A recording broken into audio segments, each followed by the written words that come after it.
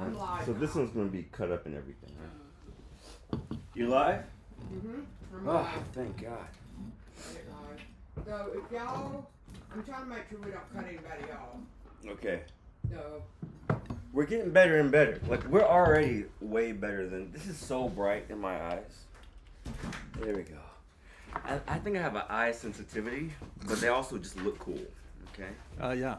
People love people who wear sunglasses inside. They think it's cool. I mean, you know, you gotta be what you are. That's true. When something becomes not cool and you don't care and you're that anyway, Right. I'm about that life. Being yourself. He wears them every time. What, these? That's what Skylar. Yeah. I keep trying to add you in here. you're perfect, but he's bad Are you about getting leaving your it. request? Gotcha. Did you hear that? I'm perfect. No big deal. About competition. Perfect. Huh? I'm looking at the people. Is Nina gonna jump in the middle? Nina's gonna jump in the middle. Nina, do not make them go apart. We have to Okay. Okay. There's room. I'll back out of your I'm chair. trying to add him in the line. I don't know what's going on with that. Maybe if I do it here, I'll probably do it like... Maybe. I keep trying to send you the request, but I don't think it's going through. So he started the Instagram, live, and then Camera go. I care about this camera, right? I don't give a shit about the cameras. Okay. This is not about the cameras. I want you to fucking forget about the cameras. I'll almost move these lights because they seem too bright. Like, it's very... The last show, if you ever watch it, doesn't seem very, like, studio. Yeah, I listened to it, It's but like I didn't. right in our eye. So, Can we turn when these you down? do that, when you do that, I only see like this much of you. Like this right here? No, I have, it's just, I can't go do now. Okay. Well, no. Sandbag behind Yeah. you? That's not even the real angle. That's just for the people. Like, I'll try think not the to... Angle, the Alex, when you look at that camera, it looks like you're looking at me. Okay.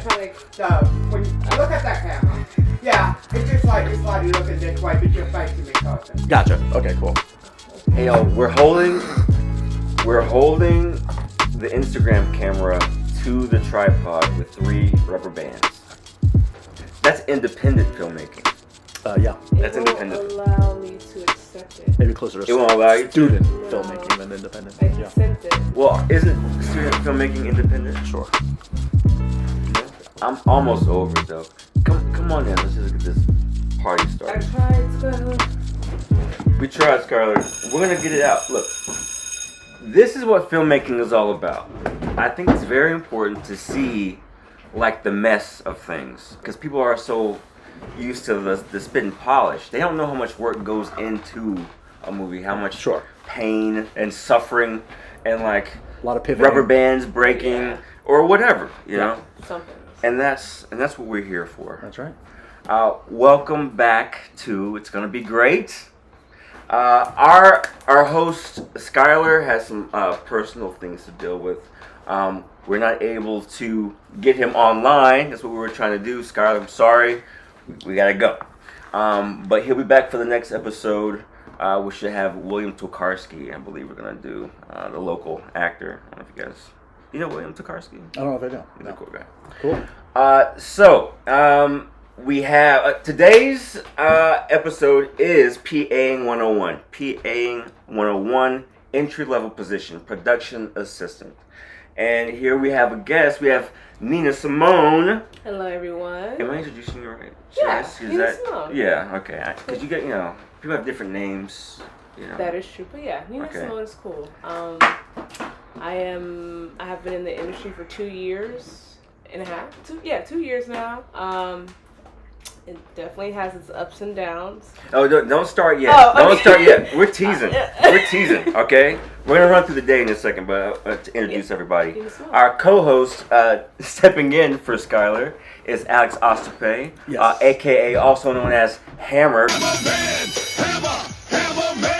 hammer. Whenever there's a crime, some crooks are gonna do time. They all better beware, cause the hammerman will be there. Hammer man, hammer man, hammer, hammer man, hammer, hammer man, hammer man, hammer. Oh yeah. Hammer. To those who know him in the industry. On my set days. Yes, On and the not set not days. replacing Skylar. There's no filling those shoes. You can't replace Skylar. Can't do it. Sorry, I'm missing him. Hope he's doing all right. And no, excited to be to be on and co-hosting. Yeah. I mean, even like Jay Leno, Johnny Carson, they had people come in. Sure. You know? I'm the Ed McMahon. Well, I'm not the Ed McMahon. Skylar's the Ed McMahon. Scott's the Ed McMahon. I don't know if he wants Well, to I be don't Ed know. McMahon to your Johnny He's Carson. not really, We shouldn't no, do I'm any not the comparison. Carson. It's Also, we're equal. losing. We're talking about a show that was on even when we're going. Batman and too Robin. old. This is not Batman and There we Robin. go. This is Batman and Batman. Yeah. Or the X-Men. Yeah. Or something like Andy that. Richter, Conan O'Brien. There we We'll go. go with that. All right. So today we're going to talk about, as I said, origin stories, PA origin stories. What's it like? Is PA-ing 101? What's it like coming into the industry? What's that first dip in the pool like? We're going to say how we all got started. We're going to talk about the gear. What kind of gear and drip should one have when on a film set? How should one prepare in that way? Definitely not cute clothes. Not curious. We're gonna tell. I want us to all tell one horror story related to it. So just be thinking about that. We can tell more than one, but I want at least one good horror story. Somewhere in here, we're gonna have lunch. That'll be our time to just like decompress from the situation, and then we'll get into our martini. We're gonna talk about film origin stories. So, Henry. Yes. Tell me your origin story. Sure. Tell me how you got into being a production assistant. So for me, I went the college route. I was going to University of North Carolina, Wilmington, North Carolina, as a film studies major, mostly history and theory. That was where that was my true love. But I obviously took some production classes and then interned on a television show that shot. This is back in 2005 to age myself when I got started. I interned on One Tree Hill, a CW show that lasted for several seasons. You were? Yeah. We're gonna have to talk about that at some point. I didn't know that I was there season 3 and 4. I don't know what season it was, but yeah. I was a drunk kid at the party. And they told me to calm down. I bet you. Well, I bet you nailed it. But I went. It was too much. Yeah, it went too big. Yeah. Can't go too big as a background actor. But no, so I interned through the school. I interned with the locations department. I was locations PA, and then when I graduated that summer of 2005, they brought me on both between locations and the AD department. They brought me on. I sort of started out day playing regularly before the AD department finally said, "Hey, would like to be on full time," which was a huge. I went straight out of college and to have offered a job. So how did you meet them? So was it just like you were in the area, you were with filmmakers? No, this is through the school. The school had an internship program, so I got school credit, and the school says, "Hey, yes, yes." I that's not something that all shows are able to do. That show had a relationship with the school, with the university, so no, I did it through the college. This is not the way that a lot of people do it. That's just how it worked for me. For me, it was truly film school, introduced me to set, and then that turned into, when I graduated, a full-time job. And I was a full-time PA on One Tree Hill for two full seasons. Done that. Did you know that you wanted to go that route? Not at all. Again, I loved more the history and theory of film, sort of talking and writing about film. Really, I probably would have been a better track to go to grad school and maybe get my PhD eventually. That's what I would have thought. But straight out of college, you get offered a full-time job a few months after that. While PA work doesn't pay well when you're 23 years old and you're going to be working 60, 70 hours a week. That was like, oh, maybe, do I want to do this? I don't know, but here it is. I'm going to take the opportunity. I just sort of ran with it and ran with it initially for 2 full years, like I said, on that and then some other stuff. But that's how I got my start, 2005 from college. And then you just moved down here when the industry kind of left? Yeah, I in 2010, I was sort of ready to leave Wilmington, and I got offered I had some friends on The Vampire Diaries here in town, another CW show. CW paid a lot of my bills for many years. Yeah. And so I moved down here in 2010 and picked PAing back up. I had taken a break between starting out as PAing for a couple years and then getting back into it. So moved down here and got back into it, and after a season or 2 of PAing on Vampire Diaries, well, I know we'll talk about it more later, but eventually joined the DGA and became an AD while on that show. So yeah, but that is what brought me to Atlanta, which now I've lived here. I love it here. My years in Wilmington were great, but love it here in Atlanta, and of course it's busy. Yeah. So yeah, but that's my love-hate relationship, right? With what? Filmmaking. Me? Yeah. Yeah, I mean that side of it. I mean, I guess I should also say I know again, but Eric was kind enough to ask me on this show, and I said, okay, I haven't been doing film work for 5 years. I said, I got out of the business. But that's why you're so important to have on this show. I have a lot of great memories and experiences. But yes, I mean, I eventually said I'm done with this part of my career. So, yeah. Indeed. Miss Simone. Yes. What about you? What's your I didn't go to school for film. I kind of just... It wasn't on a whim. In a way, it kind of was. I actually started off doing background work. I got him. Like you too. Helping you too, nephew. I hereby... So I was a background actor for a year or so. And I was on this show called Saints and Sinners where I met Eric. Yeah. And I immediately put in a plan to ask her out. Yeah. Immediately. Full go mode. Okay. Yeah, it was a He's thing. like, All right. It was a thing. Kept it professional. I Yeah. hope. He did. He did. I did. Good. I want to tell the story. Go ahead. It's a different origin story. Right. Is But Nina okay with you? Yeah, All right, yeah, great. yeah. It's a really, But I think it's an interesting story. He's the reason why I ended up in the industry. Yeah. Anyway, Good. so Right, yeah. but I want you to go into your. But yeah, so Saints and Sinners starts. is where I met Eric. We started dating. Months down the line, there was an opportunity to become a cover PA. With what was your friend's name again? I don't remember his name. Oh, that was now because you asked me, I have that thing. But anyways, his friend, one of his friends needed a COVID PA, and he was like, "Hey, do you want to do this?" And I was like, "That was kind of over background work anyway because we get treated like crap, as they call us cattle, and we really don't matter. Granted, we're important, but in actuality, Sure. we're not." I tried to get her. We're not. I tried to tell her that it still sucks. Yeah, he did. It's hard to see He did. from the other side.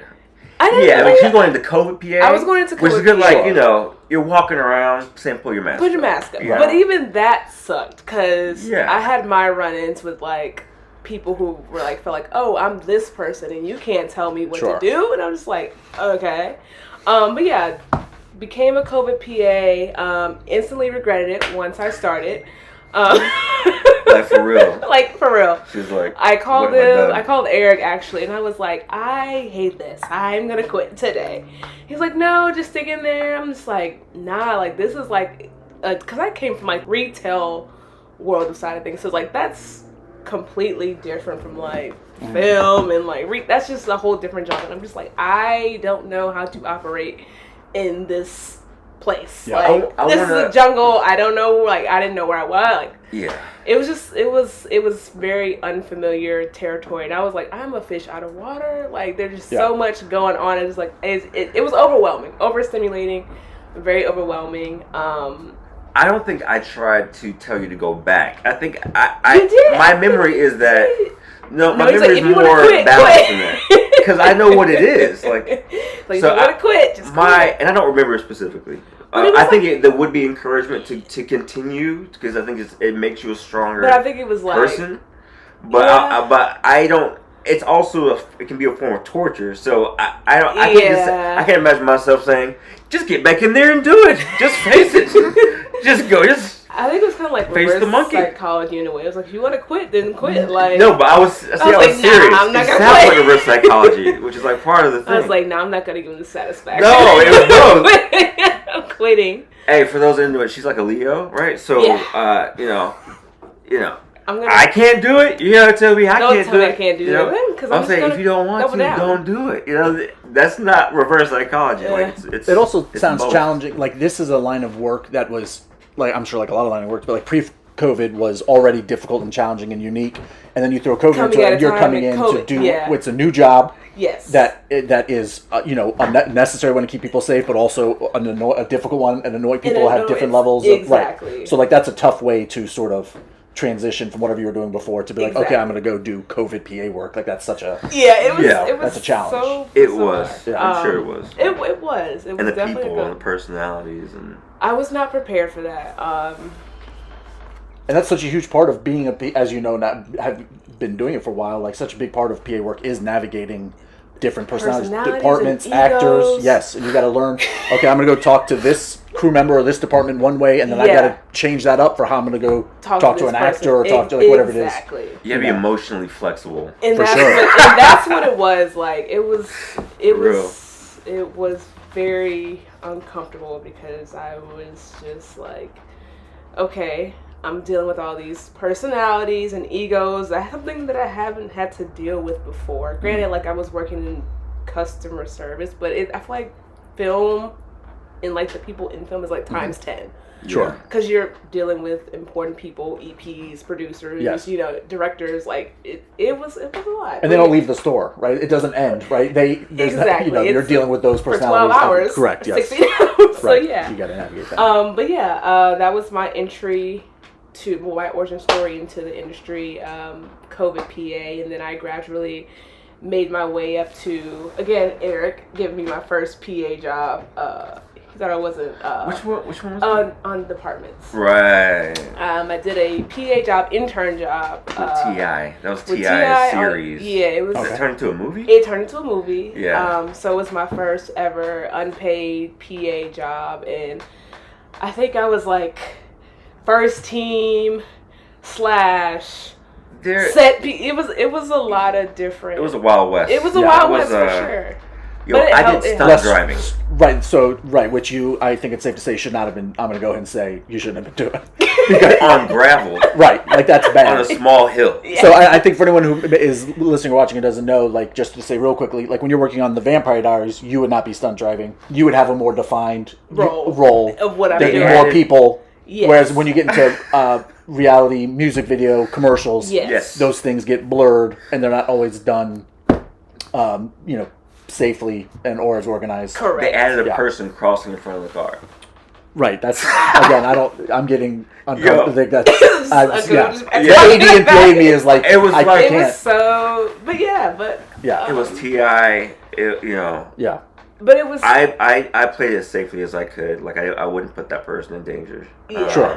Yeah. But still, Nobody- There was a catch though. Every time I hit the gas, Yeah. there was like, zzz, and then it hit the concrete. Yeah. And they want me to go faster every time. Oh jeez. It was a moment. The first AD asked me to do this. I want to connect this real quickly to PA, but that's not a for clarity. That's not a that's. I don't want to put quotes around. non-union. That's non-union. And I'm not trying to lower what that is, but that's different. The realms of actual practical filmmaking. Yes. But I think We're it's not. Yeah. I think it's important to tell PAs who are maybe just starting out, since we're talking about PA 101, like, you're allowed to say, this is not safe, I don't want to do that. Like, I want to make sure that's clear. See, You need right. to find Sometimes those. I'm scared to speak up. Sure.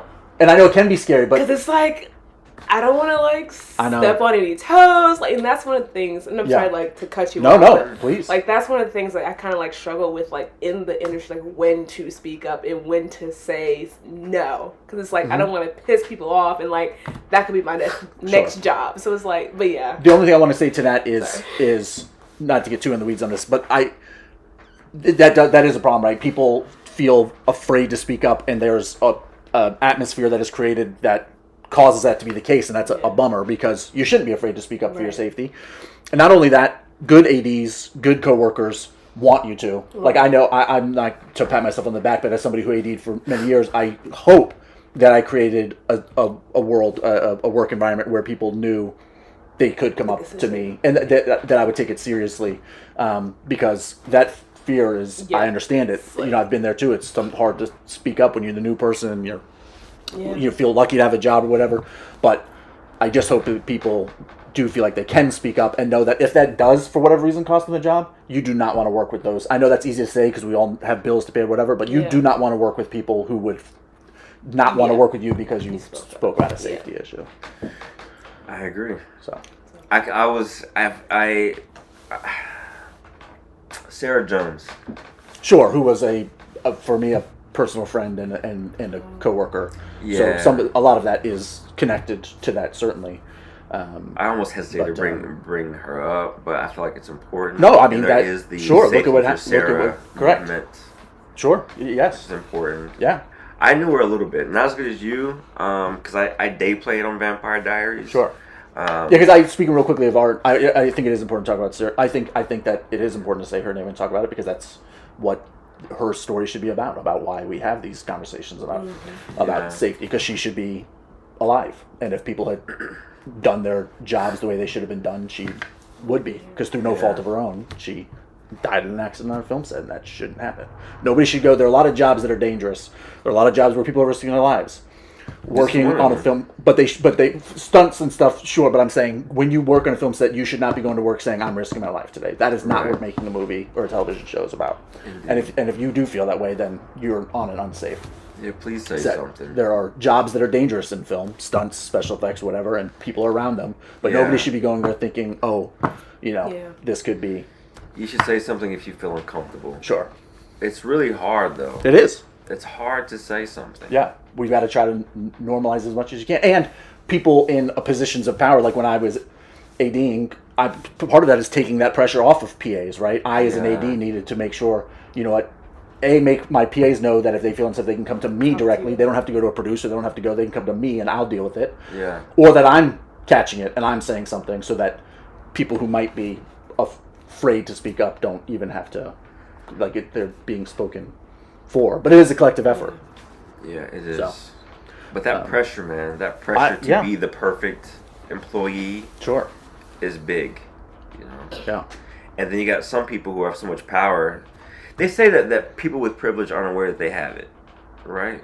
So people with a certain amount of power don't even realize the effect they're having on people sometimes, I'll give you an example. This is part of my origin story. I'm gonna get to that, but I'm gonna start with my origin story. So I graduated from the School of the Arts in Winston-Salem. Oh yeah. Yeah. I was trying to do music videos. I was trying to get into local whatever. Were you there at the same time as Danny McBride in those? McBride? Those guys all came out of that. Danny McBride, David Gordon Green. Not to get off track, but that whole crew came out of that. Well, David Gordon Green. I had seen, but he was senior year when I was freshman. Got it. Right. I was so jealous, man. I was so jealous. Well, but I then I figured out some of the things that he had to get going, some of the sparks that got him going, and I took a little bit of the pressure off. Huge chip on my shoulder about opportunities and things.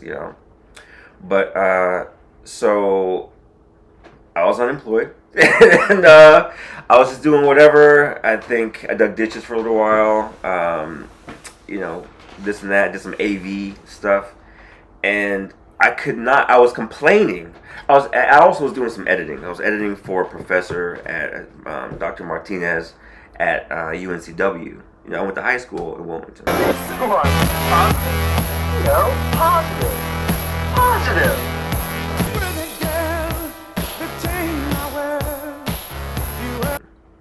So go Vikings. Really? How do I not? How do we not? You and I have known each other for many. We met on. I thought we talked about this. I don't know. I know we didn't, and we don't maybe need to talk about it. Yeah, it's my hometown. It's technically my hometown. All right. I don't know how we never talked about this gigantic crossover. I thought we did. Because I went to School of the Arts, School Pickles. I feel like that I recognize more, but this idea that you were going to school in Wilmington and are familiar, the Wilmington, the One Tree Hill thing. Yeah. I was extra. This is all during that time. So when did you graduate from? Sorry, from the school. School of the Arts. Yeah, so that was 2003. Okay, and I graduated UNCW 2005. So this is the same. We're similar. I was still I was in Winston-Salem at that time for a year or two, and then had a horrible breakup. Went to Fayetteville to try to shoot more music videos, and I was working for this production company called The Mouth Records. You wouldn't recognize some of the music. Trap music was around there. It was pretty big. I always did these small projects for them, but they never gave me money for a bigger project. They went and hired some other company. I couldn't understand why, these kind of setbacks that I was having. Ended up moving back home to Wilmington, and then I was bitching. I was bitching to this guy who was coming to fix my door. I was running someplace near the beach, actually. I was lucked out. And he said, "You trying to get in the film?" I said, "Yeah, I've been trying for forever. I can't get my foot in the door." He said, "Well, I got a friend who's does catering. Working on this show. It's a historical piece." I said, "Bolden?" Now, I knew about Bolden because it was the last time that I was an extra. I was hustling. I was hustling as an extra to get on set. It wasn't working out. It didn't work out. I went to IATSE. You know, I got into IATSE. They pushed me through. It's caused problems for me when I moved to Atlanta. They pushed my paperwork through. I had no money, so I'm in, but I still owe them dues. So I actually joined IATSE here in Georgia, like years later, and they kicked me out because I owed dues in Wilmington, even though I never worked a day. Oh, wow. Horrible setbacks I'm having, okay? I still owe to this day. And I'm like, I never worked. Not one day. So I was like, so I was an extra. I'd done One Tree Hill, done like different things. I was on Bolden too as a PA. Just Dawson's to Creek. further. I came on, well, you wouldn't have seen me because I got dressed, like I got fit, like 1920s gear.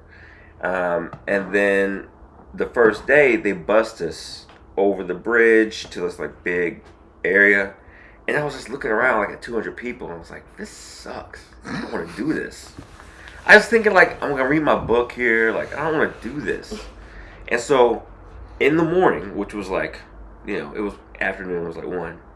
I walked back up to the I walked up to the PA table and I said, hey, I'm sorry. I don't want to do this. So, and they gave me the look, you know, the look like, are you going to really waste my time? And this is like, it was a death stare. Okay, I'm losing somebody. And I was like, I'm sorry, I just can't do this anymore. And it was just like at that moment, like it hit me really hard.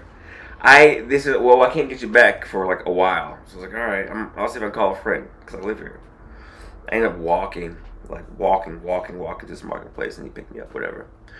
But the guy working on my door hooked me up with the chef, and the chef hired me to help feed extras. I met one person on there. His name is Chris Hamilton, and he's been a great friend. He's been someone who's kept me working in the industry.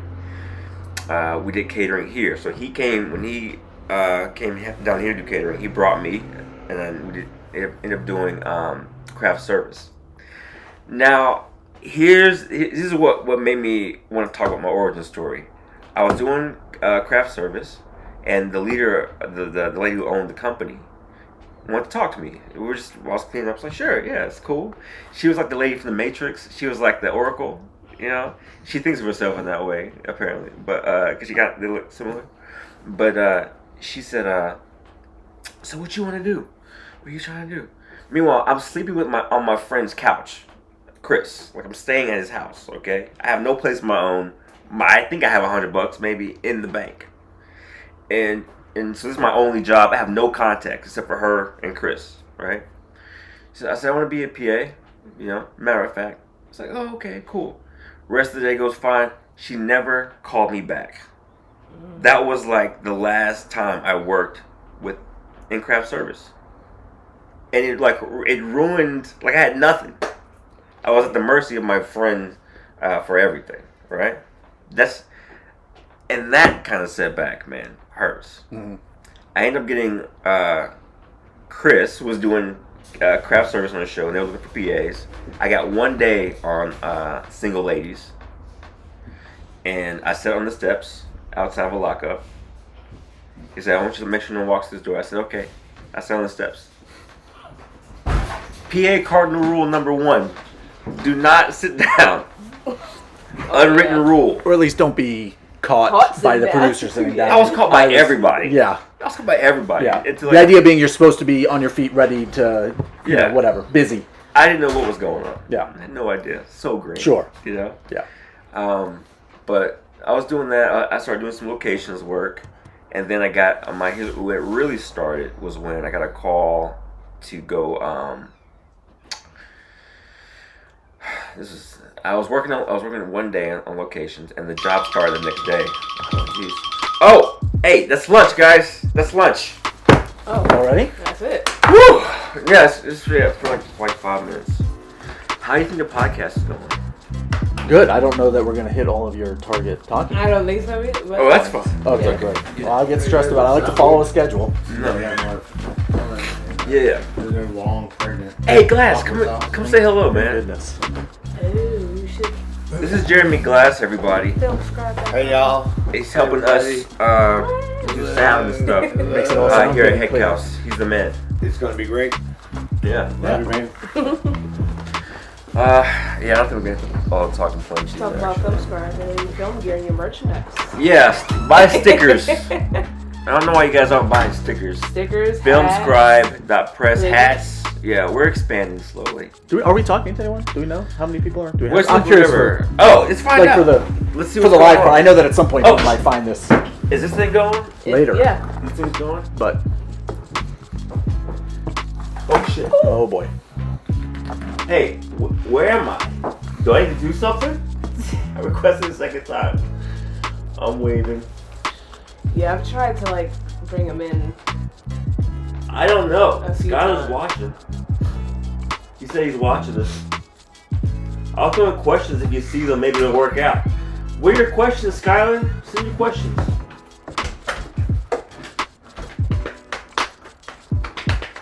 You have your food or? I do. I brought a granola bar. Do you want some tea or something? I'm good. No, You good? thank you. I'll split this granola bar if you want it. I'm good. So you've been doing this since then. You sort of started when COVID Yes. started? Yeah. When COVID started, and then it took me a while to get some like actual out. So at the time, like, I know. oh, we're back in? No. Oh, You got like 3 minutes. So yeah, started with COVID. I was still also working. Was I? No, I wasn't working. Started on COVID, which was like 2022. I think it was 22 or 21. 20 is when everything shut down. So March like, of 20. So like end of 21. Gotcha. Okay. yeah. In there. And it took me a while to like get work because I didn't know anybody. So You want Celsius? ooh, no, I'm good. You sure? I also Yeah. now that I'm thinking about hearing your guys' hearing your guys' origin story, your two or knowing each other, and I thought you and I just met now, but did we meet socially once? Did you come to my house? Wait, yes, Right? we were all outside on the balcony, right? Yes. Yeah. My bad. I feel like Yes, I forgot for what what? though. I would have had people over. It would have been for Halloween. It was a related? rap. I think it was like after a rap party or something. Oh, yes, I do I just- remember coming to your house. Yeah, you guys talking about having I just forgot. dated and stuff. I thought maybe. For what, we might have though? met. I forgot. Why And do- none I of don't this is remember. important, I don't- but I just want to acknowledge that I think maybe we met previously. That's possible Yeah. because it's been 3 years. And how you and I have this Wilmington crossover and never talked. I don't understand. Bolden. I'm on P.A.ing Bolden in 2007. Bolden is also. I was that feeding weird- extras, so when I Yeah, started, I was that's in the right, I back. wasn't around. I'd come in at 3 a.m. and I was gone after lunch. Yeah, That job. I was in at 3 a.m. too, getting extras ready. Then I guess just bail. You know, this chef smacked an ice cream out of my hand. Wait, what? That's The not nice. chef smacked an ice cream out of my hand. I was like, this is my first job in film. Mm-hmm. I was contemplating fighting, at my first job. Wait, we're not. We're on our break, guys. We got like 2 more minutes. I don't know, but I want to give a shout out. sometimes on your break you end up talking work. You do. Yeah. Creation That's of that. part of it. Not off the clock. You don't get the clock. You got to keep the earpiece in. Yeah. Oh God. Yeah. Yeah. Now at 24. We're gonna get into that. We're gonna get more into the second half of things. It's gonna bug me. I want to give a shout out to Taraja Ramses, a stunt guy who passed away. With like 3 of his kids. Like I knew this guy, Awful. I was planning on. I was talking about. We're always talking about projects, That's when we get together, we talk about things that we're doing and get to that next level and doing stuff. He's very successful. He's doing well. Beautiful family. And this is like so tragic. Like this is a tragic thing that happened to somebody I know. So I wanted to give a rest in power and respect to him. I know Skylar wanted to give a shout out to Secret. I know she has her.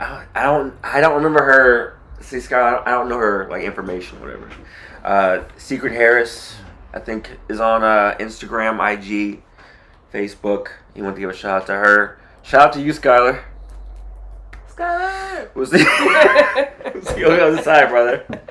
Okay, so these episodes are going to be on FilmScribe.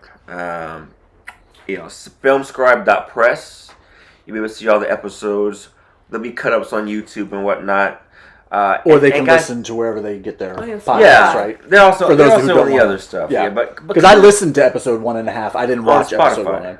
I listen. My preferred is I have an Apple. Apple. So I listen. Okay. But Yeah, all we're I have out to say, there. We're out you can there. listen or watch. You can listen or This is watch. me trying to be a good co-host. Say Hey, you're doing like, great. subscribe, whatever. You're doing great. Thank you. Share. Share. So yeah, get some stickers and stuff. Go to FilmScribe. You have a place you want them to go to? Nope. You want to say? He's like, nope. No. I don't have. You have any shout outs or anything? I do. Go to Videodrome. Atlanta is lucky enough to have a video rental store.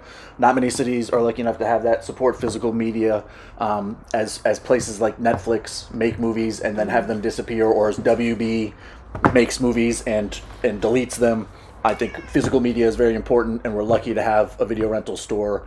So visit them, rent movies from them. Support your local library if you have a library and not a video store. They've got movies. Indeed, I've been planning on doing that more. So The got it. library. Library. Yep. I go to Videodrome every week, so I do want to shout out Videodrome, one of my favorite stores in Atlanta. I like the idea of a library, but I never go. Yeah. I like bookstores more than libraries. Sure, I think as long as you're supporting a local, I don't want to get on my soapbox here, but a local bookstore. There's a lot of great local Yeah. bookstores. Yeah. You know, you should be supporting. Spend couple more dollars to support that store than the big boxes or the. For sure. You know, I think the you're right. websites. I support mom and pop stores. In the Plaza, I want to also I film love go the to the Plaza. Plaza. They do I a lot of love stuff in the connection Plaza. with Videodrome Plaza. Who now They the do. same owners own the Terra. Go to the Terra. Go to those places. Support. I like the go to the Terra movies. too. Yeah, I haven't support. been there in a while. Yeah. They show like all kinds of stuff. at Yeah, Terra. both places show. I mean, the Like Plaza. Cheshire Bridge. Yeah. We never went. Yeah. And the Plaza is one of the few places that shows. I mean, they show film. This year, I saw 2001: Space Odyssey on 70mm. I saw Yeah. Spartacus on Oh, 35mm. Like getting to see film prints of stuff Yeah. is for us. Oh, wow. Yeah. It's like a That's record, you know, like a vinyl. Yeah. Exactly like a vinyl. Do you want to give me shout outs or anything? I don't. No. No. You sure? I'm All right. shout She ain't out got no to my shout family. outs, y'all. Well, shout out to my family. Shout out to my family, her family, our family. I probably should have said that too. So Yeah. my family too, I guess. All right. We are back in. We're back in. I want to finish. Please, you got interrupted. with this. Yeah, we have to go to lunch. You know. Gotta go to lunch. when I say lunch. I'm off the clock. I ain't working. Still not working. Working, but not working. This is like an interesting story. This part of it specifically. I was working. I forget what the show was. I was doing locations, and I got a call to work in North Carolina. So this is in Atlanta. I called work in North Carolina. At the time, I was dating a girl who had moved down with me from South Carolina, and it was not going well. Okay, we were in a very tight spot. I think a lot of it was like financial because it was just like and we had one car, so she got a job and I'm trying to get into film and she needed the car, so like there's all these kind of pressures. Real quick, So- you could do a whole episode on managing relationships. I don't want to connect Oh. work to your We'll probably stories, do one, but you yeah. could do a whole on managing family life. And I would- it's so that's difficult an to do this excellent line idea. of work and I'm gonna mark date that down. or have a family. But anyway, Maybe sorry. episode 5 or something. Yeah. But her mom actually called me and said, "I want you to let my daughter come home." I said, "I'm not holding your daughter. That's fine. Okay." But I had to leave that day to go because the job started the next day. Wow. So I was at work. I had been working for maybe 12 hours. And then I had to talk to the locations folk and make sure that I could do this. I had to work that out. Everyone was cool. They got it. And we basically kind of broke up, and in the same day. We didn't actually say the words. Like But she you felt ended up. I mean, she was going to South Carolina. Mm-hmm. She was going home in South Carolina. All right. So a friend of hers came down to get her. We missed each other. I went home and packed, and then drove to Charlotte. Oh, wow. I actually had to pull over and take a nap because it was like early in the morning, whatever. And the job started in like 5 hours, so I ended up getting 2 hours of sleep that night. Okay, then I didn't know what this movie was. It was supposed to be some kind of huge, young adventure movie. Something called The Hunger Games, based on some book. I don't know. Yeah. And I don't know what it Some was. book. Yeah, it was something I hadn't heard of. Like whatever. So I was like, yeah, that's cool. It's supposed to be big. Sounds great. So that day, okay, I slept in the car for like an hour or two, whatever. Drove to work. Worked all day. It was in the summer. and it was. Do you know where they were? Like it was a dusty area. Have you seen Hunger Games? It was a dusty area before they went to the Capitol. The first one. The first one. No, yeah. Where they came from. Yeah. Where she said, I volunteer as tribute. Yeah. We were there for like this week, okay? So it's hot, it's dusty, and I'm tired as hell. And I need something it's like allergies. Like everyone's having issues like this. The medic gives me and another lady NyQuil. Oh, Jesus. Was he certified?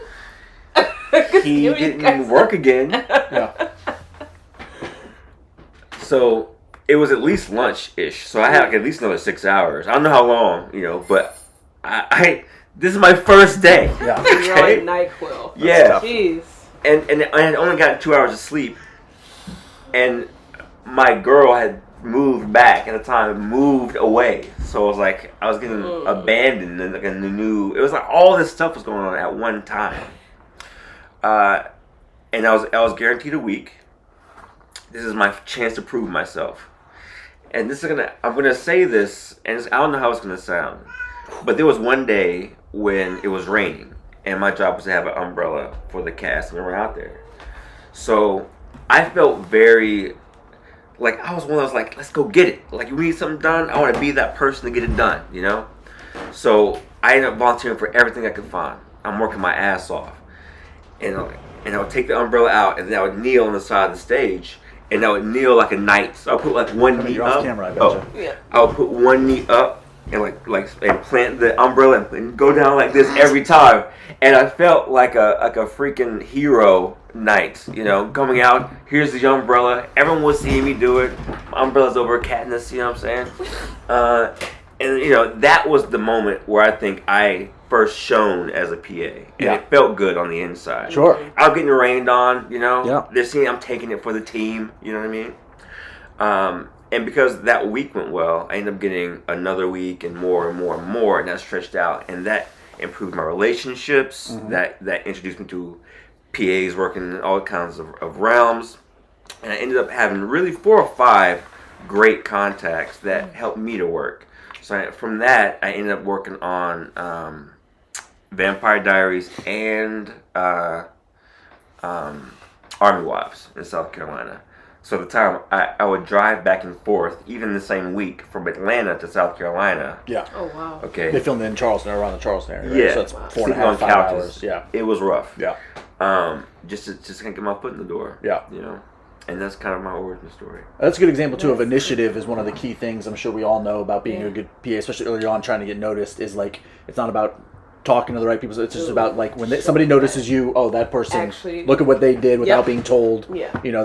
They took some initiative. Like that's such a big. On the set. Yeah. Indeed. So we've kind of gone through our origin stories. I think we've nailed that. Yeah. So let's talk about the day in the life of a PA. All right, PA Day 101. What do you do? Somebody says, "Come PA." It's easy. Nah. Your first day on set. What do you do? What did I do, or what do I? What does a PA do? What do they do? Well, I'm gonna get a call They're sheet. completely Look green. At the day, Yeah. Okay. look at the schedule. Look at call the schedule. Sheet, see what's up for the day. Where's the call? Where's that? How do I find that? Call sheets are usually in the AD trailer. Okay. You get it from either the key PA, which is what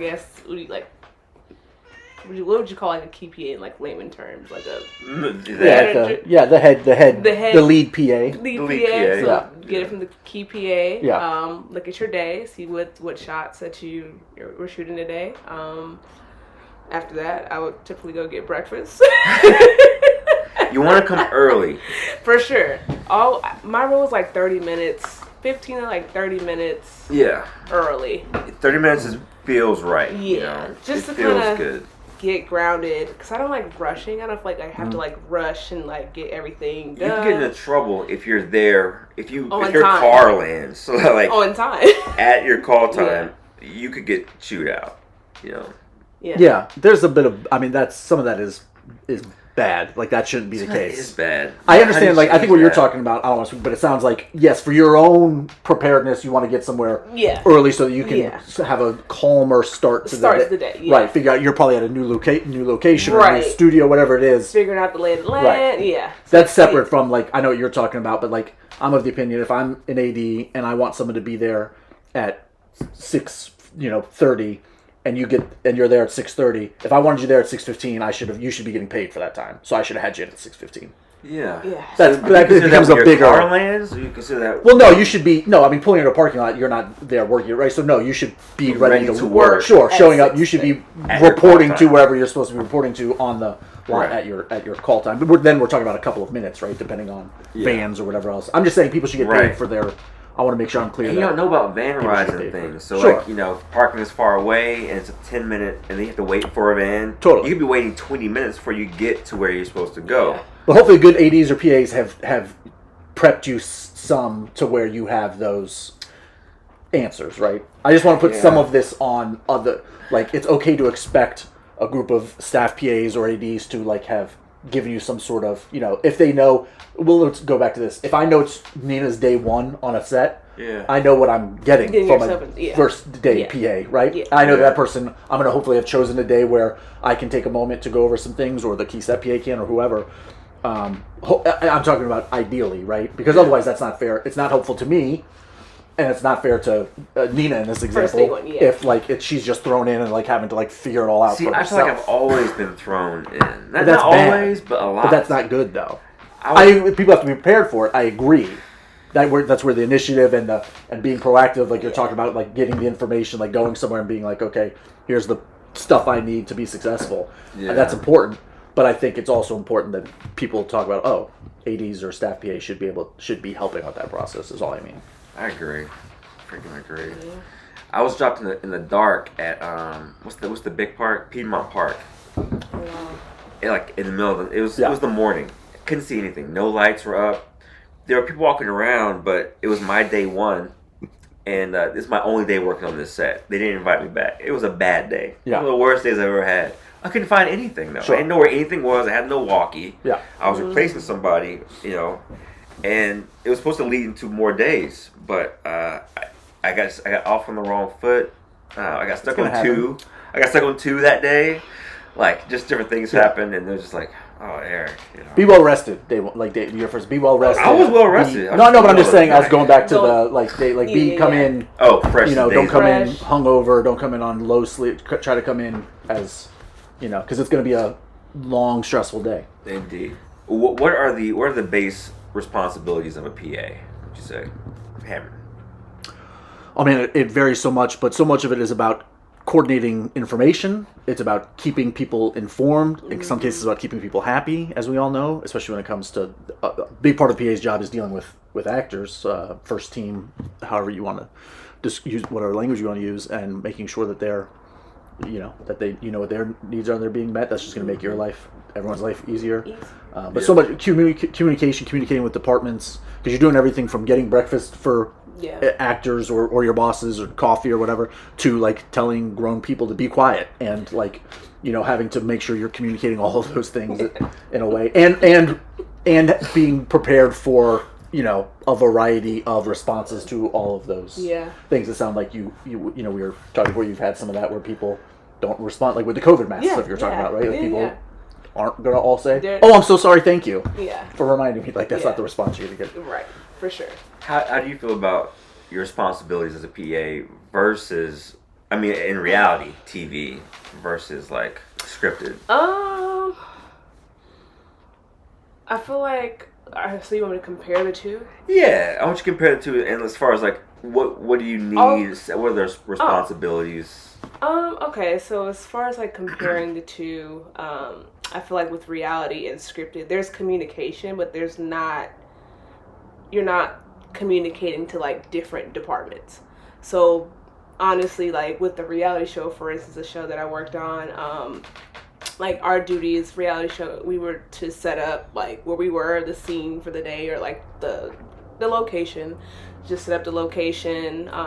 What's that mean? You setting up the location? Like, set up crafty table, put crafty out for the crew. So it's like trash sweeps and stuff like that. It's almost like there's less departments. There's less departments because you don't have to deal with like hair, makeup, wardrobe. You don't have to. So all that falls on your head. A lot of that, those responsibilities that from like you're locations right. or that, whatever. Right. So because everyone's responsible for their own department. You have lighting guys, you have the camera guys, you have audio, who's all responsible for their own duties on a reality set. No, I'm saying because it's like comparing reality shows to scripted. To scripted, it's like Vampire Diaries, for example. Scripted is more responsibility. Is it? Okay. I feel like it's more responsibility with scripted because you are communicating to X amount of people. Yeah.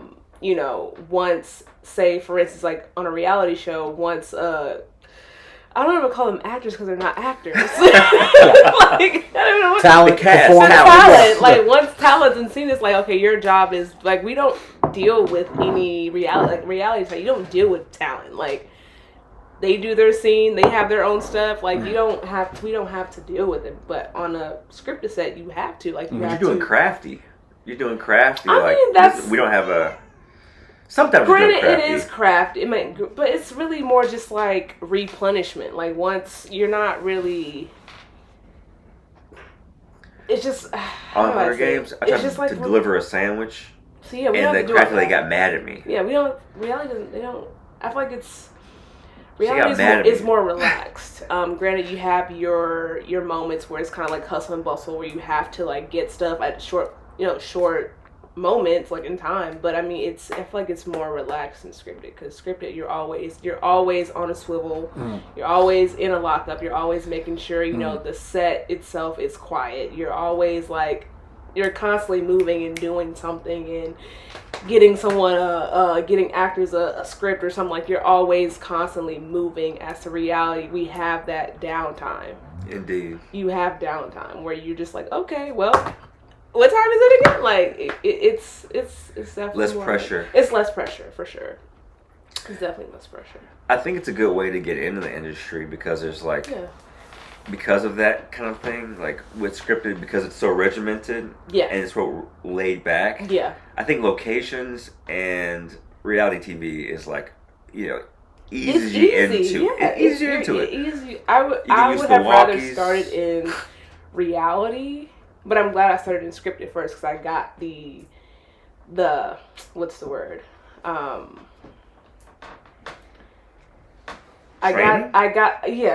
I got the training to be able to deal with multiple things at one time. It definitely allowed me to like brush up on my like multitasking skills. Like it sharpened my skills. Yeah. For sure. It's like over preparing you. Yeah. What kind of gear what should you bring with you as a PA? Extra clothes. Okay. Yeah. Extra clothes. Always bring extra clothes, raincoat, umbrella, extra shoes, socks. Yep. Do not come dressed in boots like this because your feet will hurt. Gotta do comfortable shoes. This is not a film attire at all. Dress for comfort. Dress for comfort, not fashion. Just for 12 hours. I've made that mistake plenty of times, not knowing. So I feel like my first time coming into it, I'm just like, okay. And I'm like, oh, I can't dress for style. I have to dress for comfort. Like you said, like you have to prepare yourself to be there for 12 hours. I wear like I don't want to say film pants, but they're like corduroy? What is that? I'm trying to like think of the material, but it's like a loose fitting kind of like Adidas loose fit, dry fit kind of material. Yeah. Something that's loose fitting. That way you can actually move. Yeah. And Like tracker pockets are a Attractive. must. Yeah. A lot of pockets, the better. I love pockets. A belt usually. cargo. Would you agree? A belt. Usually, because a belt you're gonna have so much stuff. Exactly. You mean Milwaukee or whatever? Just you weigh down. If you're just putting it on, if you're not wearing a belt, it can be hard to whatever type of pants you have on. Yeah. I've tried different utility belts. I've even tried I've like a never done fanny it. pack. Yeah. I never keep them for long. Like Yeah. I've tried everything. I just mean a belt. That way, Vests. for me, like if I have like even just You the just, walking, like, some other hoop your- things. Yeah, I versus think like it's your extreme dance down. I think people who have all that stuff, like it's too much. I think you gotta be light. They're showing off. in a way. I mean, you're trying to look like for the job, maybe like you're trying to look Yeah. the part. Those chest packs are like, I don't know if it's called a chest pack, but like I mean, you have to carry your bricks with you. Yeah. So it's Yeah. like it's cool. Yeah. It's cool. I still do it. I suppose I feel the mood, but like it's something about just being, makes you feel more like a AD. Like I feel if I have all that stuff on, I just feel like clunky. Mm-hmm. Like backpack PAs. I've gotten shamed for wearing. It's PAs who just keep their backpack on all day. So they just keep it on. Oh, Like, what are wow. you doing? Like why? That's funny. I I mean, they're got shamed for it. I don't care. Yeah. This The is essentials something are that there. people say, "You're gonna take your backpack off." I'd be like, "No, should I take it off?" Should I? Like they're judging me. What else did you have? Like bring your headset. Get yourself a surveillance if you can. It's very But there's another don't. But if you're just starting out, but Don't. those are expensive. There's no shame like as somebody who $20. started out with, Yeah, you're right. No, you're right. because they Go will on. give you a headset. It might not be it might be cool the one, cool, yeah. but like don't spend too much money early in your career. You That give like stuff $20 that you can get some for of these. that's different from when I was. For me, I was used to more like 80 or 100. And when you're starting, They at the do end, have that's a lot of those. Jeez. money. I love the ones that connect to your phone. So you can like have music and the walkie in your ear. Like wow. in one ear. There we go. Some Blue Danube, some jazz, Okay. Coltrane. Yeah, Nothing with lyrics. that's why you didn't answer your walkie that time. I What? called for you. Is that just, That's why- He's just kidding, everybody. That's I right. always answer the walkie. I guess part of our origin story is that we did. We're saying this towards the latter half of the episode, but we worked together for many years on. I remember meeting you on Honey, Rise Up and Dance, which was our big feature film. So my big feature film, anyway, for my career. As somebody who did most of the Honey episodes. 4. Honey 4, Rise Up and Dance. Honey 4. Yeah, but that's where Tiana Taylor. Yeah, who was great, It didn't look good though. huh? It didn't look good. Well, I Yo. mean, whether or not it's good is. But I mean, yeah, the dancing was good, yeah. I and then heard there's that some talking that leads to the dancing. I That heard she maybe is- broke her foot. Oh, I guess like No. on When we were shooting, we would know that. the night it wasn't on. It could be the spring, but the night of the climax, Uh-huh. the dance changed. This is my Okay. memory of it. This is at center stage? At center stage, Yeah. when we had to get a new sound mixer. Well, they broke something. Yeah. Yeah. So that was like the real break. Yeah. But They fell off the stage. yeah. That wasn't there for, like, just a set. Tim, we've talked about this. A set can be a dangerous place, and you need to Oh yeah. be aware of your because the surroundings. it Wasn't his the fault. set the stage was like Black. 6 feet off the ground. Right, and all, I think a little more. And a little bit more than that. Yeah. Was it mirrored? I can't. No, I don't think so. It was all black, and so when it was dark in there, it was hard to know where the edge Yeah, was. it's easy to kind It of wasn't fall down. well, like, there maybe should have been some better markings or what. I mean, it was a freak sort of thing, but it happens. When we cut, we had to run out and put out cones and like Right. the caution tape. And someone was going up the ramp and fell off and broke their leg bone. It's a hard bone. Yeah. And we had to wait there because we only had the building for that day, and we weren't coming back. Yeah. So they were like, just find a mixer. We got to find a mixer. So Show we us waited the- hours Wow. for another mixer to get there. They got stuff and everything. And then we had the whole crowd. The whole Yeah, crowd was there hundreds of background art. trying to keep them. Do you know how it feels trying to keep 400 people in one place Keep 'em happy. for like 10 hours? Yeah. It's rough. That's a job right there. That would make you an AD. Yeah. Stuff like that. Well, yeah. I mean, that was one of my. Yeah, that was a tough one. It was fun though. But anyway, I feel like that's what I think of our origin story that we met on. Yeah. All that to say, for some Yeah. reference, that you and I, when I make a joke about you not listening to your watch, we worked together for many years on film sets. So. Yeah. I think And you were great. Obviously, we were great coworkers. And I was great. working with you. Everybody. So. That Dynasty, and then Well, you yeah, left, and then I you did, left. Yeah. Well, because I was, so we met on Honey, Rise Up and Dance, where Yes. I was the key second AD and you were PA. Yeah. And then we brought you on to Dynasty. We, as a team, let's say this guy's great, and you and a couple other, Darren, shout out Darren, brought you guys on to Dynasty because we were like, oh, let's keep, anytime you find good, I'm sure You you wanna do with keep this too. them, yeah, Yes, when you have yeah. good coworkers, good bosses, if you can stay with the same people. So much of that Yeah. is about enjoying the people you work with. If I had learned that lesson, So. I would have changed the trajectory of my career. I learned that too late. Yeah. Too late. Yeah. Because that was a good team. It was, yeah. And I felt that when I had finally left, I know that I talked to you personally and a couple people, because I get it. Like me, not that, you cared, but I was like, I felt like, hey, I'm breaking up the band a little bit. And that was one of the best teams that we had. Tony said that like a lot. Yeah. That year. Yeah.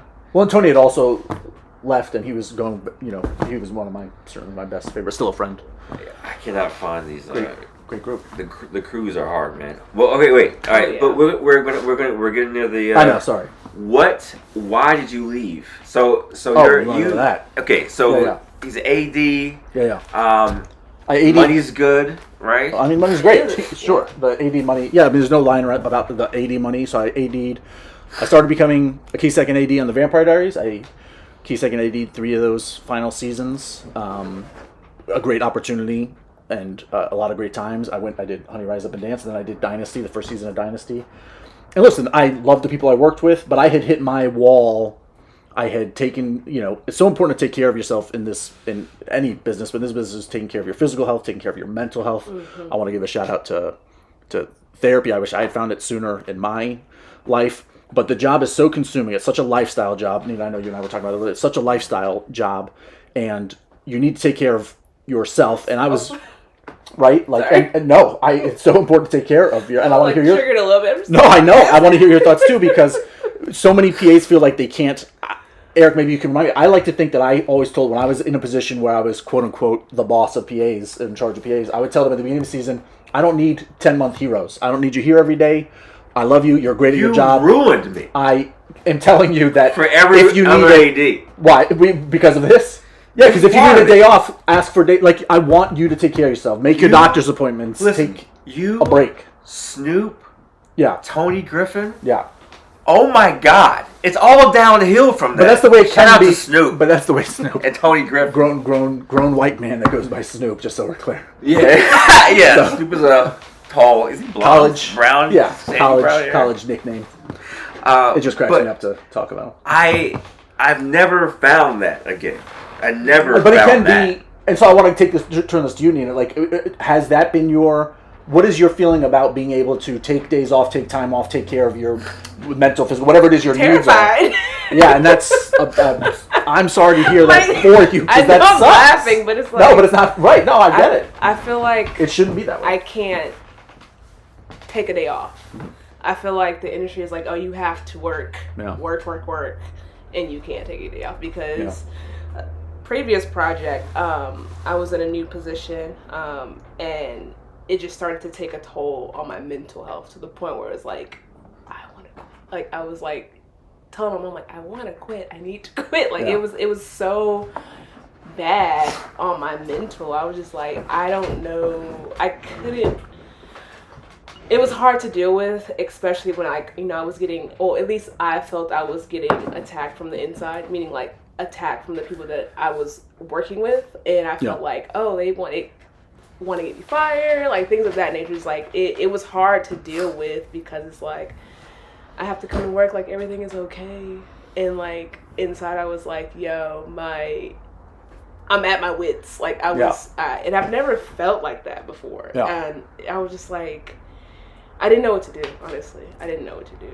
Well, connecting to that, going back to your original, that's what. Because listen, that sucks that you feel that feeling exists for a lot of people, and it's something that you have to deal with, and it's persevere. Yeah, and that's great too, because part of that is, and I hope that as time goes on for you, if you stick with this, I hope that you find that you are able to do what you need to do for yourself, and that you work with a team who will make that not a big deal. Yeah. Like I really tried to do, because for me, what eventually happened, going back to your question about when I left, I was taking, I was doing everything I could. I've been in therapy, I was taking care of, I was trying to get physically healthier and all that stuff, make better choices. Finally, I realized for me, the one thing that remained unhealthy for me was this job. It was, especially as a key second AD, there's no time off. Like, I'm on call on the weekends, I'm hearing from actors, producers on the weekends about the schedule, about this or that, and I had finally just been like, I couldn't keep, I was starting to lose, I pride myself on being a relatively patient, non-angry person, and I was starting to get angry and impatient. sometimes towards producers and actors, and it's like you can't start yelling. Those aren't people you can yell at. Those aren't people you can be, talk to a certain way. And as I felt myself doing those things or getting to that point, I'm like, oh, the thing I need to change is this. I cannot do this line of work anymore. Were you getting paid to work the weekends? Were you? No. I mean, the only time I ever got paid on the weekends was if I had to redo a call sheet because of weather changes or something. They're like, hey, Alex, we need you to make a new call sheet because everything's changing. I would get paid for that. But like, no, somebody saying, hey, actors getting in touch saying, hey, what's the schedule? Hey, change my ADR or whatever other things that you're doing as an AD. No, you're not getting paid for any of that. You're just, that's your job. And look, I'm well paid to do that job, so I'm not complaining about that part of it. But for me, the lifestyle of that, the lifestyle of that job, also my wife is also in the business. She works in camera. She's a first AC now. And like both of us together, especially as we eyed the future of building a family or something, like, which again is probably a topic for another episode, but like the idea of both of us doing this lifestyle job just wasn't going to work, and also trying to grow a family. So she luckily likes her job a little more than I liked mine, and was happy with the job a little more than me. So I got to get out, and she has stayed in, and I listen. I wouldn't be having this cool conversation if it weren't for the business. My wife and I met on a film set. I have great memories. I know we've talked about a lot of negative stuff. It can be a really great, cool job. Yeah, it can be cool. I had just hit I felt like I did it. I had done enough, and I'm like, oh, you know what? I've done this, and for me, it's time for something new. Yeah, that makes sense. So, I mean, and I don't, we want to say the positive. We want to say the good stuff, too. But it's really, I feel like people assume the good or think they know the good. Sure. So I want to tell them the bad. I want that to be communicated. It's hard. It is hard work in every aspect of your mind, your body. Like all of it will be tested in a way that I think people don't. Give me an example of something that's happened to you. Some kind of PA horror story. Do you have one story you can tell to document a difficulty or? Yeah, I mean, one of the challenges. I'll go back. I'll try to go all the way back to my One Tree Hill days and really go. I was in charge of first team on set, which I heard you mention, right? Which means you're in charge of the actors when they're on set, right? That means you have to know where they are. You've got to make sure that they're happy, whatever. And on some of the big One Tree Hill days, for like basketball scenes or a wedding or whatever, dance, there's might be 15, 20 actors that are on set. And now listen, people are helping you. I'm not saying that you're alone in this, but like your job. So like if you don't know where somebody is, so like all of a sudden like somebody's missing because they're either in the bathroom or they went back to the trailer. Something has happened, and it's like, and then your boss is saying, hey, and this is a general, it's not a specific story, it's something that happens too often. Okay, hey, we're ready for the first team. And you're like, well, I know where 12 of the 15 are, but I'm just hoping as I start shouting things that the other 3 will show up. And then when they don't, I mean, let me just say this. When they don't, and you feel alone on an island because you're like, okay, ultimately, no matter what help I have, this is on me. Yeah. I don't know where so-and-so is. And you have to say, hey, I don't know where so-and-so is. Hey, can somebody help me? I don't have, it's like... You don't want to. Yeah. You don't want to say it. Yeah. You don't want to do that. But, But I feel like it's not a great horror story because sadly that's such a big part of being a PA is like just like constantly like, running around and just trying to, again, navigate these moments. They happen frequently. Like, I guess what I'm saying is that's a horror story, but it's not like a horror story that happens every day. I think it's a good point out. I think it's a good thing. So, and it's stressful. I had an actor. I was day playing. The actor every time picture was up would go for a walk. Rebellious teenager, like a real teenager, got arrested over the weekend. Yeah, from breaking into somebody's house. So he broke. He has a job. Yeah. Wow. On it's like a USA show. Yeah. Has some great actor. Dynasty. Yeah, it looks great. No, it's all scratched up and everything.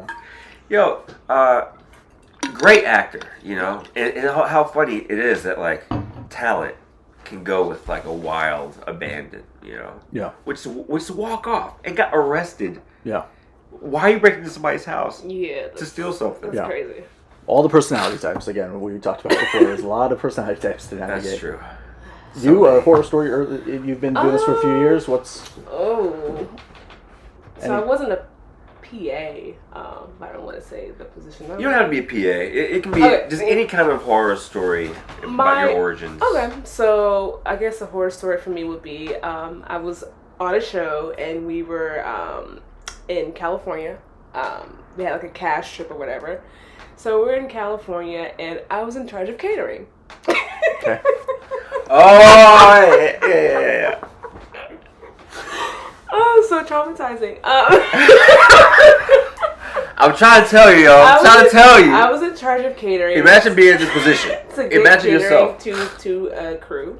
Can you? How many people are you having to I'm saying maybe like close to 100. Gotcha. Maybe like 100. So you, Nina, are responsible of making sure 100 people get fed, just so people understand the stakes. For sure. For sure. Cool.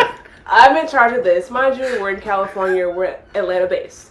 So I'm doing my research. I find a caterer prior to coming out to going to California, and the day of the day of when it's time to eat, come to find out the caterer was like an hour away from like where we were shooting. And I didn't know this, and that goes to like being on top of things and making sure like all your ducks are in a row beforehand. Didn't know the caterer company was like an hour away from like where we were shooting, and they get to the location and the food is completely cold. And of course I got blamed. Not directly, but indirectly, I got blamed for having. Did you also get directly? Did someone kind of, sort of, yeah. Come on, give me 100. Like you got a little bit of shade. Okay, so yeah, the EP pretty much was told my boss, my producer, food's up, it's cold, and it falls on me because of course I was in charge of it, and so like just basically like catering was cold, and like I had to like maneuver and like find a whole different other option for like a crew of 100 people. So yeah, just basically like having catering come very cold and not appetizing, and you have a bunch of angry people looking at you like, what happened to the food? And yeah, I mean, all I could do is really just like tuck my tail between my legs and figure something out and pivot to the point where it's like to get people fed. But yeah, that's my horror story. It is important that your any note there made me think of. It is important to be, I think, to remember as a PA, or really in any line of work, it's important to be able to say, hey, I messed up. And I'm sorry. I'm going to say, yes, it does, right? Because you're going to make a mistake. People don't want to hear excuses. Sometimes they don't even want to hear reasons. Just saying, this was on what are we doing? Me, even if it was just I messed up, and here's what For sure. And then trying not to repeat the same. Learn from those horror stories. I've never ordered catering again after that. Well, again, that's also another thing. Like thinking about being, most of my career was scripted on like these CW shows or whatever. Like that's something I never had to like. Catering exists. It's being you have to make sure you're communicating some things to catering. Like actors have certain dietary wants or needs, or as an AD, you got to make sure catering knows how many extras there are the next day, so they can be prepared, so that there aren't 100 angry extras without food or whatever. Right. That sounds like an episode of Food episode. Just food. Oh, sure. I mean, I don't know what your future for. You could do. It's all horror. Though. It's trauma, so we got to associate trauma with food. Well, I mean, getting people's breakfast orders is not a fun way to start the day. Because people get angry about their food. Michael King said an actor threw a burrito at his chest. Yeah. It wasn't even his fault. Whatever happened, the actor threw a burrito at him. Yeah. Like, come on. I do have a horror. I have a snack of a horror story, and then I have like a one that's more substantial. The snack is, I was checking in people doing background, and I was talking to this guy, and he had left blank whether he was a U.S. citizen or not, and I just was like, yeah, you're a citizen. And that was a mistake. He was Canadian. Can I tell you? I've never run into another Canadian. Yeah. I've never. One time, I assume, and I get called to the office the next day. Yeah. And I think it's one of the reasons I never got a full-time job on that particular gig. Yeah. The one I'm about to tell is way worse. Oh boy. I was in charge of like maybe 50 to 75 extras, and it was rush hour Atlanta. And we were, I'm trying to remember where we were. We were near downtown, somewhere off of downtown. Like in the... Yeah, somewhere where your office was. Yeah, you had an office. I dropped you off at one point like in that area. Highlands area. Yeah, around there. And it was like rush hour. And like, no one was answering on the walkie. I was trying to get, like, where we picking up? No one was talking to me. And I see vans lined up on the other side. So I say, to. It was a group, so maybe like 20, 30 extras. Let's just go, guys. Let's just cross. We cross, like, there is a crosswalk, but there's cars that kind of back bumper to bumper, so nothing's moving. We cross the street. Stressed I out, lead them all across the street. No judgment, but We land. stressed with this plan. We land, and what I don't hear is the transport captain reaming an AD. I don't hear that. I hear about that later when nothing's moving because the Teamsters shut down production for 5 minutes during a company move because of what I did. And I was sitting in a van when the van driver was telling me this, and I was like, I was starting like, why aren't we? Can we go? Why aren't we going? So he said not to move. I ain't moving. I was like, okay. And then I learned everything. The driver didn't know that I was the guy. So I'm getting all the tea, and then I'm switching over. I'm like, and I didn't even get, like, I got a look later. It was just like, you fucked up. Well, because for clarity, a PA, you were asking about what a PA's job. One of the main jobs is to make sure everything is going smoothly, and you're doing the opposite of delaying, right? Everything about a PA's job is to make sure that things are going on the correct pace or faster than that I was already feeling So if anxious. you were responsible for a full minute shut, 5 minutes, like that's like they decided the exact opposite of your goal during a company move. Yeah, it was not. Yeah, that's tough. Yeah. And then going back to this thing too about it's very important because you talk about Teamsters and stuff, and I know all this varies from the sort of reality and non-scripted or commercial music video, but like so important to know your place as a PA. Like you can offer help in certain ways or whatever, but like you can't just like those people all are in different unions and have their job duties, and there's you can't just go and start touching stuff and pushing stuff. Really, what I had done was more of a safety issue. Sure. Granted, everyone there was an adult and traffic was not moving, but there was like a protocol thing, and I should have been more patient. But I was still feeling anxious. No, you know that it was a mistake. I do. I know it was a mistake. The AD department is also one of the safety departments, so like as in you want to be. I was nervous. I was scared. No judgment, but so it was a thing. I got stressed out as you were talking about it. I'm like, this doesn't sound good. I want to tell one more. This is a small one, but I think this is a good one as a warning. I did a lot of background PA-ing. This is one of those things. When you at the time, things are changing now. Everything was done on paper vouchers. So if you had 100, 200, 300 extras, every extra has to fill out the paperwork. It's like 3 pages of paperwork, and usually you have people to help you to do all that. So on this particular show, we're doing 3 days of big background days, and I had prepped accounting to bring vouchers. Bring the voucher. I need more vouchers. I'm going to run out. We have like a whole lot. So I forget about it, and part of the reason I have to preface this. I can be very playful. I can be very lighthearted, and I can deliver news that's serious in a lighthearted way. So I won't say something that's serious and not mean it, but my tone can be whatever. So the accounting guy just thought I wasn't worried about it.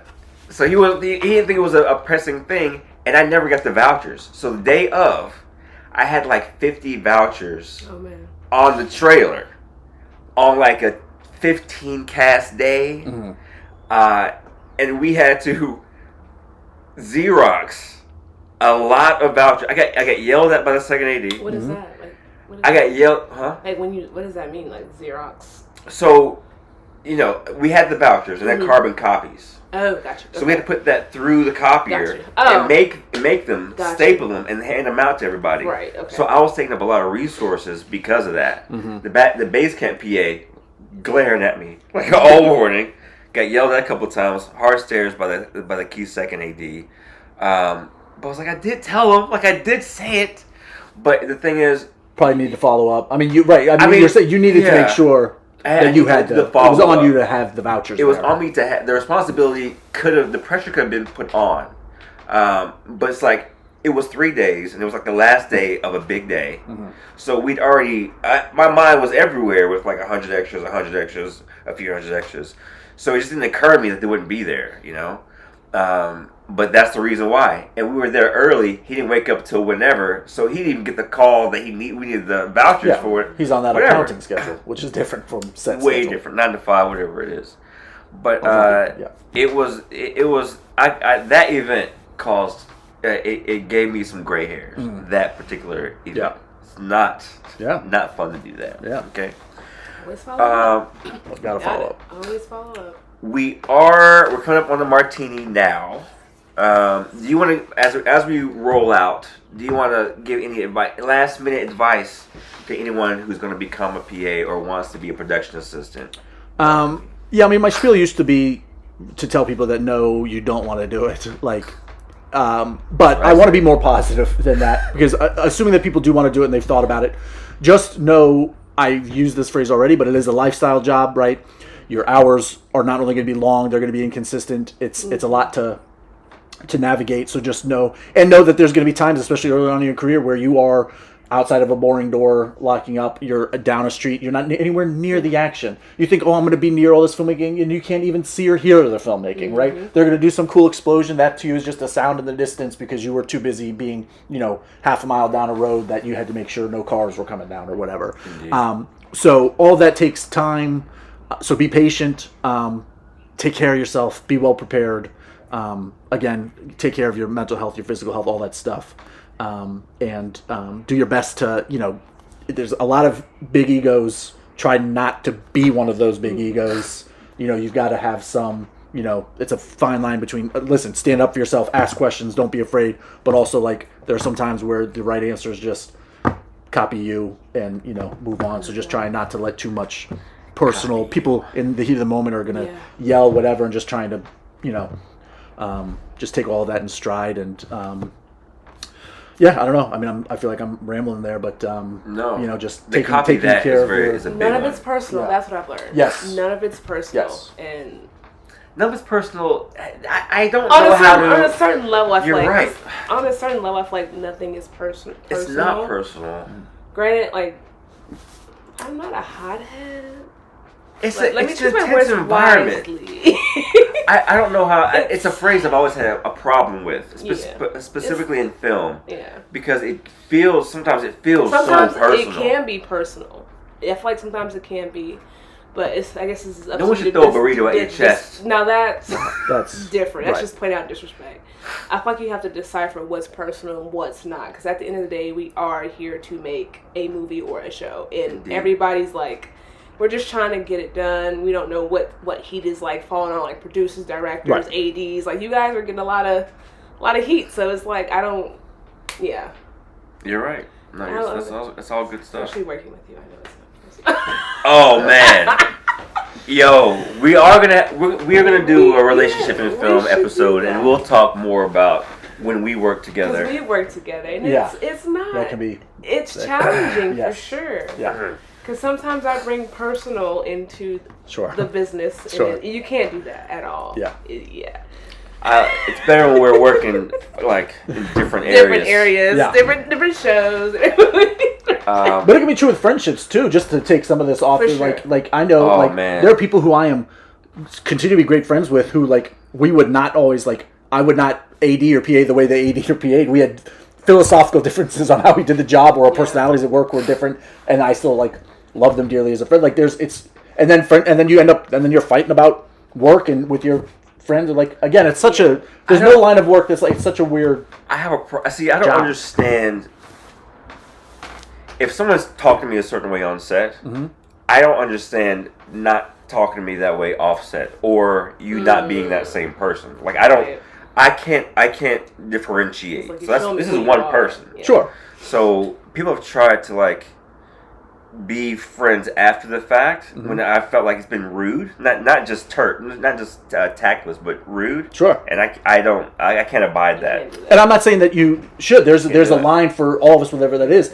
I guess what I'm saying is sometimes over the walkie, you are thinking less of the fact, and I'm not saying this is good, but you're thinking less of the fact that I'm saying this to Eric, and versus I'm just saying this to a whatever, right? That's what I guess going back to not taking it personal. Sometimes in the heat of a moment, I don't care who I'm talking to, I am saying something in a frustrated, angry moment in a way that if not directly on, it's certainly not like pleasant to hear, but I don't mean it as like, Yeah. you know what I mean? I don't Yes. know. And all of this is, I can again, feel none of this feel is, the difference. is, You've never been like rude or anything.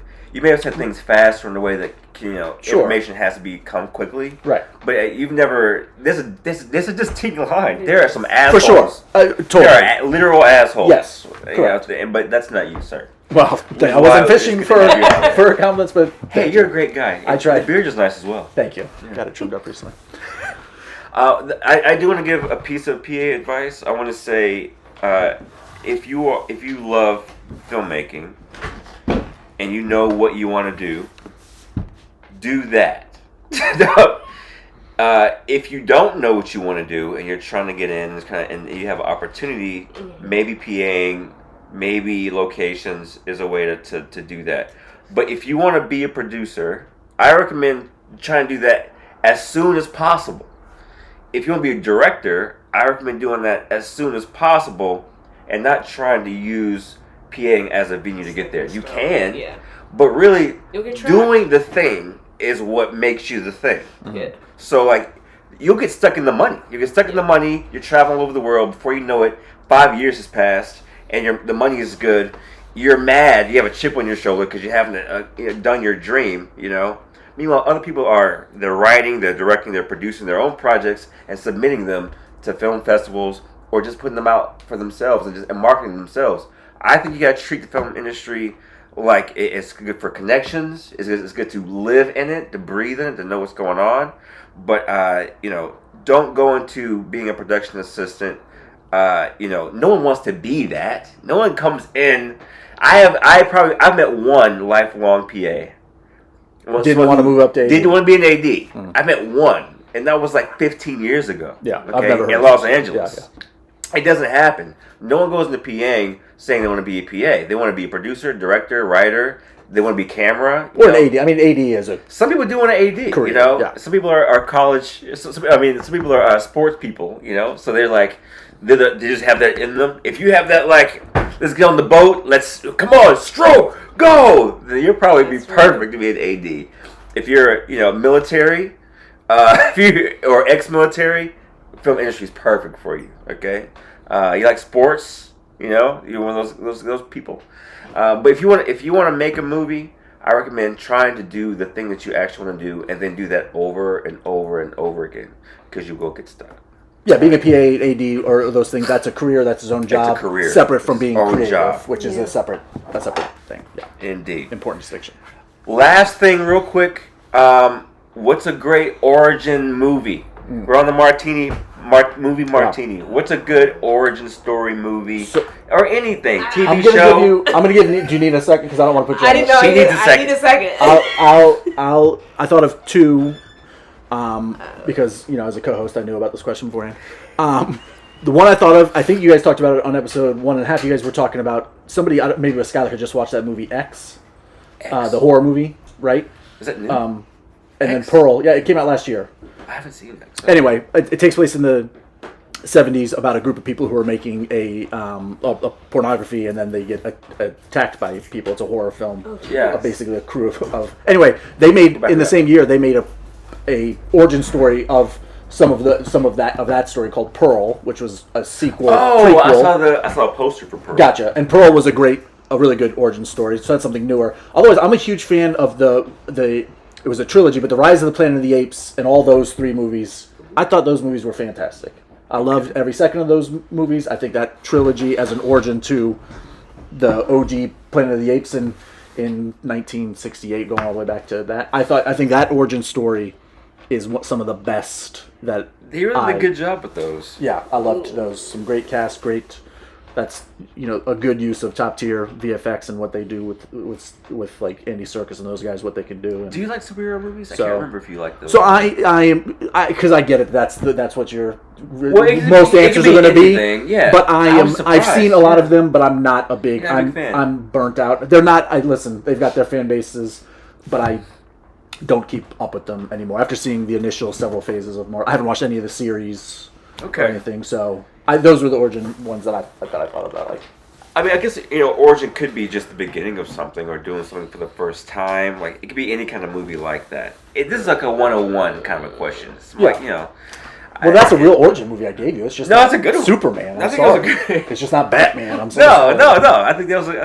Batman's parents got killed. We get it. I mean, they show that in how many movies? I mean, I don't know. Like it's just 8 or something like that. Yeah. I guess. Well, now I feel like I should not pick a superhero movie. No, please, you do. I didn't mean to say that. You've probably got better. If you have more here's what I'm passionate about the movies I just talked about. If you're passionate about those movies, then it's going to be way more interesting for you to talk about that than. I'm just saying, like for me, I lean towards those types of origin stories. Then I'm less interested in the superheroes. But obviously, there's lots of great beginning. Like, okay. I'm gonna count. This may not. You may not count this. It might be a little bit outside the realm. There's nobody judging. Nobody's gonna say no. Done, disqualified.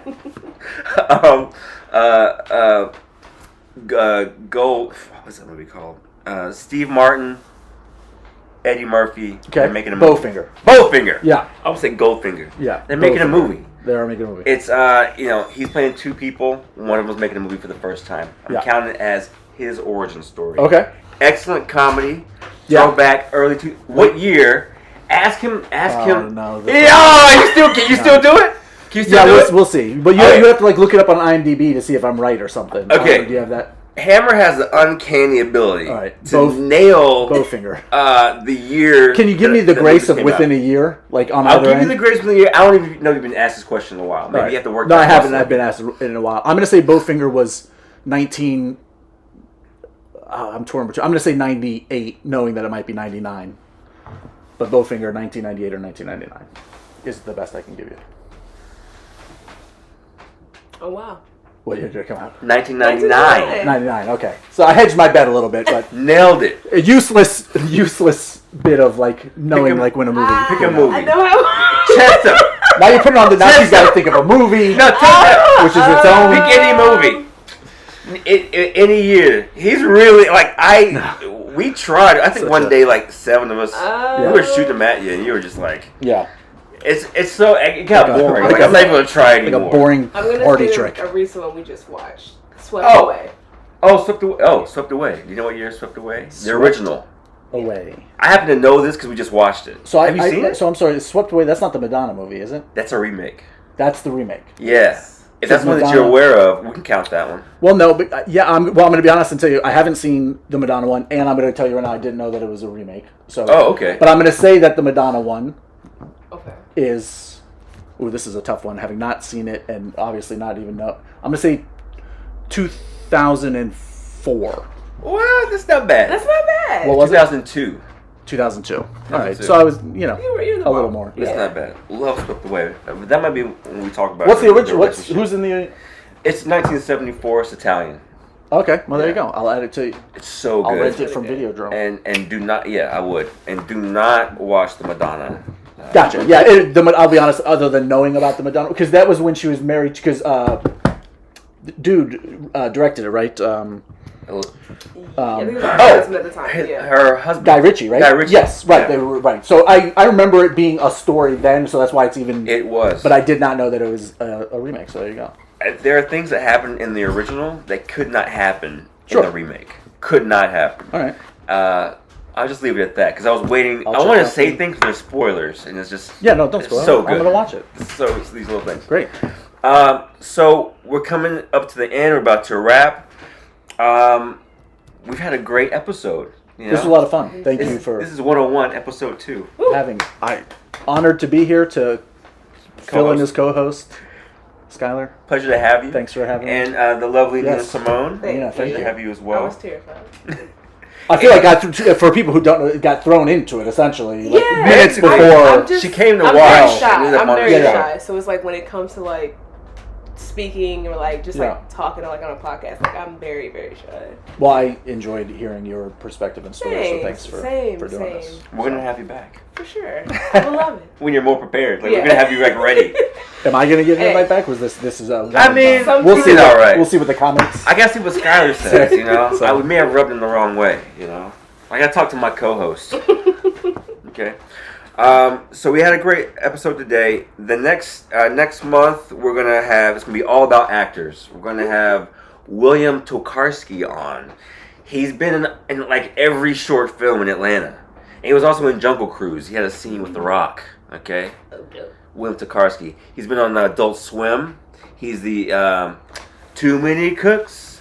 Too Many Cooks. He's the murderer. Oh, he is. Yeah. So the gentleman with the gray beard, older. Oh yeah. So not only do I know who you're talking about, I have met him. He once at the Plaza showed Silent Night, Deadly Night, early '80s Christmas slasher, great movie. And he, for the pre-show sort of fun, he dressed up as Santa so he could take pictures with a scary, murderous-looking Santa, which he plays. I mean, this is a compliment. That's what he does. To him, he's got a great look for this sort of thing. That's so I know his you're talking about. I've met him. You wouldn't know me, but yeah, that's cool. Oh yeah, that's his whole what a great thing. get! What a great he's guest awesome. it's going to be. Yeah, love this guy. Very so, cool. All about actors next month. And it's been a pleasure, and please join us again. As we get going, we're just gonna get better. We're gonna get better and better. We're gonna get more money. Go to FilmScribe, buy a sticker or a hat. Y'all want to shout out anything? Like, share, subscribe. Like, share, subscribe. Yep. That's what everyone's saying. Hey, Honey Rise Up and Dance available on DVD and Blu-ray. Makes a great holiday gift. I'll tell you why. Because I promise you, whoever you're giving it to, a movie lover in your life, not only do they not own it, they've probably never seen it. Makes a great gift. Honey Rise Up and Dance DVD Blu-ray. That's Honey 4 for Honey those 4. of you who don't know. Donna Taylor. Honey 4. Great, All right. great dance movie. We'll see you guys next time. It's gonna be great. Wow. That was fun. That's what you were talking about, how you're about to do, or you did do. So you can dance coming up. Yeah, I think start tomorrow. Working on a dance movie broke me in a way that I didn't know. I mean, I had fun, but like it was so different from working on anything else I'd worked on, dealing with like dancers, like SAG dancers as extras, quote unquote. Like it was just so. It was a whole other layer of. You have talking and stuff in film TV, and all of a sudden now you have dancing. It's like, oh my goodness, so much. Yes, Yeah. It was wild. It was a tough gig. Good show, everybody. You guys only did run. Yo, Damn. this was a thing. I think we're gonna do another PA because there's so much. It is. It's layers. Yeah, but that's good. A good note for yourself as you plan shows. Like go. Oh, you more, okay? Oh yeah. Okay. Go more. Just roll back. Okay. Go more. Like, yeah, you can deal with so much stuff. So. It's wild here. Layers on layers.